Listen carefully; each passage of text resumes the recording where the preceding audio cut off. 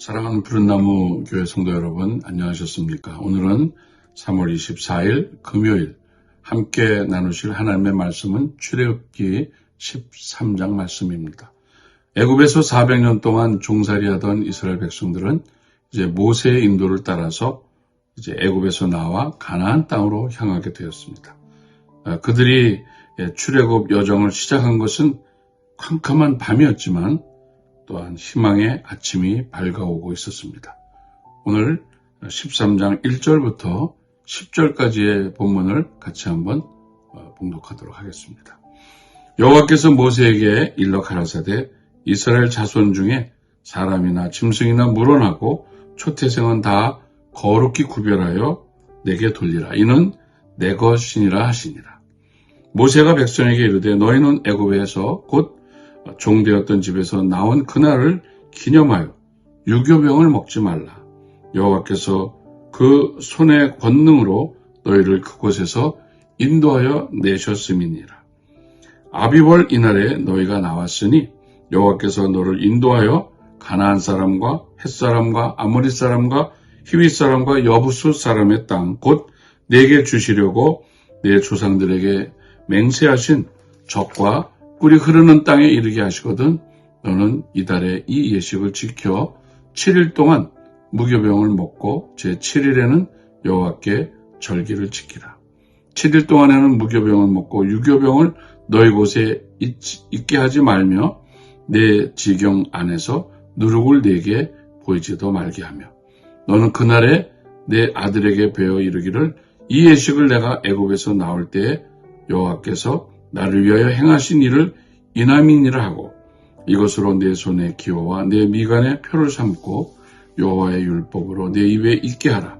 이는 여호와께서 능하신 손으로 너를 애굽에서 인도하여 내셨음이니 연년이 기한이 이르러 이 규례를 지킬지니라. 이 출애굽의 위대한 사건을 대대로 기억하게 하기 위하여 하나님께서는 초태생을 거룩히 구별하여 하나님께로 돌리라고 요구하고 계십니다. 출애굽하기 위해서 이스라엘 백성들이 애굽을 떠나기 전날 밤 애굽의 모든 첫 것을 다 죽이셨습니다. 출애굽기 13장 앞부분에 보면 이스라엘의 초태생의 중요성을 설명해 주고 있습니다. 6월절 밤에 하나님의 은혜와 권능을 기억할 뿐 아니라 모든 초태생이 세상에 태어나는 순간마다 하나님께 바쳐져야 할 초태생의 구속 이슈가 기억되어야 하는 것입니다. 왜냐하면 하나님의 백성과 그들의 초태생의 보호가 하나님의 전능하신 능력으로 이루어졌기 때문입니다. 모든 초태생은 하나님의 것입니다. 그들은 모두 하나님의 소유로 거룩하게 구별되어야 하는 것입니다. 이 구속의 규례는 이스라엘 백성들이 약속의 땅에 들어갔을 때 유효하게 되었습니다. 성결 예식을 해야 하는지를 자세히 레위기 12장 6절부터 8절에 모세가 설명해 주고 있었습니다. 마리아와 요셉도 예수님을 데리고 성전에 올라가 성결 예식을 행하였습니다. 이스라엘의 장남과 초태생이 태어나면 하나님께 옛날 애굽의 고센 땅에서 6월절 밤에 어떻게 하여 이스라엘 백성들을 애굽에서 구출하셨는지를 기억하며 그 밤에 초태생들이 어떻게 구원을 받았는지를 잊지 않으려고 했습니다. 애굽에서 나온 이스라엘 백성들은 가나안 땅으로 가는 가까운 길이 있었습니다. 그럼에도 불구하고 그들은 광야에서 시간을 보내며 돌아서 가게 되었습니다. 홍해를 건너온 이스라엘 백성들은 블레셋 땅을 거쳐서 가는 길이 가장 가까운 길이었습니다. 그러나 광야의 생활이 왜 필요했을까요? 첫째로 그들의 체질과 의식의 전환이 필요했습니다. 그들은 이스라엘 백성들 애굽에서 400년 동안 종살이를 했습니다. 몸은 노예화되고 정신세계는 자율적인 생각을 하지 못하는 노예의식에 젖어있던 이스라엘 백성들을 걱정하신 것이 17절에 기록되어져 있습니다. 이 백성이 전쟁을 하게 되면 마음을 바꾸어 애굽으로 돌아가지 않을까 하고 염려하셨습니다. 가나안 땅에 들어가면 또한 원주민들과 전쟁을 해야 하는데 전쟁을 해보지 않은 이스라엘 백성들이 이 힘든 전쟁을 왜 우리가 해야 하냐고 애굽에서는 이렇게 하지 않아도 살 수 있었는데 우리가 애굽으로 돌아가자 이렇게 마음을 먹을까봐 걱정도 하셨습니다.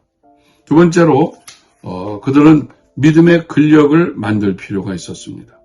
이스라엘 백성들이 아직도 여호와의 하나님을 향한 믿음이 부족했습니다. 애굽에서 10가지 재앙으로 애굽을 저주하시고 자신들을 보호해 주신 하나님을 보았지만 그들이 삶 속에서 하나님을 만나는 그런 신앙적 체험이 없었기 때문에 믿음의 근력이 만들어지지 않은 상태였습니다.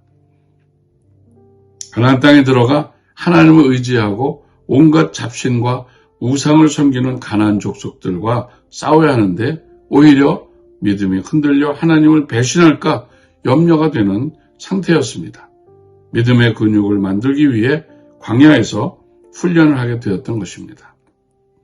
세 번째로 하나님의 인도와 역사를 눈으로 보게 할 필요가 있었습니다. 하나님은 낮에는 구름 기둥으로 밤에는 불 기둥으로 그들을 인도하셨습니다. 광야의 밤은 매우 춥고 또 광야의 낮은 너무나 뜨거웠습니다. 또 특별히 예상치 못하는 그런 위험도 도사리고 있는 가운데 그 하나님은 더위도 추위도 위험한 그들의 모든 환경도 앞서가시며 제거해 주시고 막아주셨습니다. 이스라엘 백성들은 하나님의 임재를 눈으로 보면서 세밀하게 자신들을 돌보시는 하나님을 체험했습니다.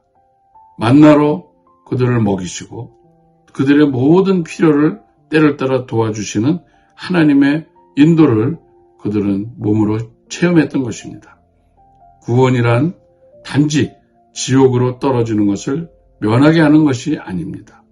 하루하루의 일상 속에서 세밀하게 섬세하게 우리를 인도하시고 보호하셔서 마침내 가나안에 도착하게 하십니다.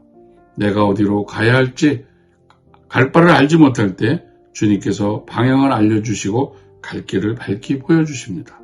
또한 광야에서의 모든 필요를 채워주시며 훈련시켜 주시는 것입니다.